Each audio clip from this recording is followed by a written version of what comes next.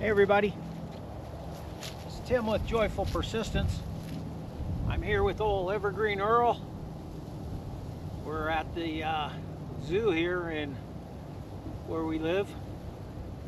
Just wanted to talk to you today for a minute about trusting not in a man. You know, we just went through the elections a couple days ago, and we as Americans, we put a lot of trust in our president and our government leaders, which we shouldn't. Psalm 146, 3 and 4 says, "Put not your trust in princes, in a son of man, in whom there is no salvation.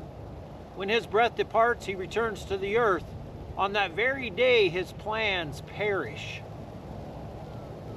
You see, we should not place our trust in people, nor should we place our trust in powerful and influential leaders. No person, regardless of who or he or she is worthy of our absolute confidence. Trust me, men will fail you every time.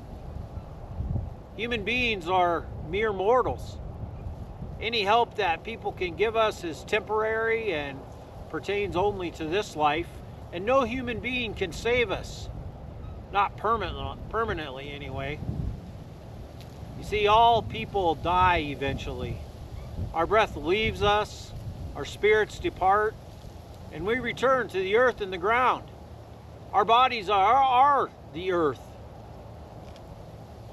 When we die, our bodies decompose and return to the earth from which we came. And at that moment, all of our thoughts and plans, everything we can imagine doing, dies with us. It dies with us. No human can do anything for us beyond this life. Therefore, we need to place our trust in the only one who has the power to save us for all eternity. Donald Williams put it like this. He said, "We are faced with only two alternatives in life, either to trust men, including ourselves, or to trust God." Most people, when they are really honest, admit that they spend most of their time on this earth trusting men. They trust politicians to run the country. They trust news commentators to tell them what's going on in the world. They trust professors to educate them. They trust doctors to diagnose them, and they trust pastors and priests to care for their souls. Here's where we make our investments. We put our faith, our time, money, and energy into what people say. Most of us would admit that we do not really pray over any decisions we make. We do not expect God to run our lives day to day. And yet, nevertheless, the psalmist clearly tells us that we are foolish to continue this.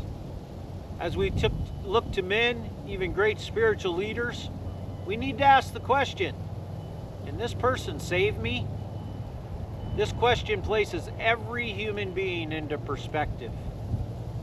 We have one life to live, and we have to make choices about what we think will make the greatest impact for the glory of Christ and the good of the nations.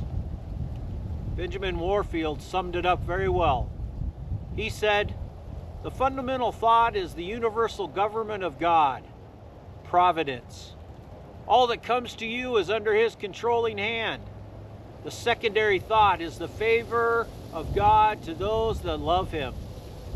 If He governs all, then nothing but good can befall those to whom He would do good. He will so govern all things that we shall reap only good from all that befalls us." So take some time today and consider, where's your trust? Is it in the all-providential God that created us and created all that we have and are able to enjoy? Or is it in a mere man, a mortal, who will soon pass and his plans will pass with him? Earl and I, we love y'all. We look forward to seeing you again next week on Joyful Persistence.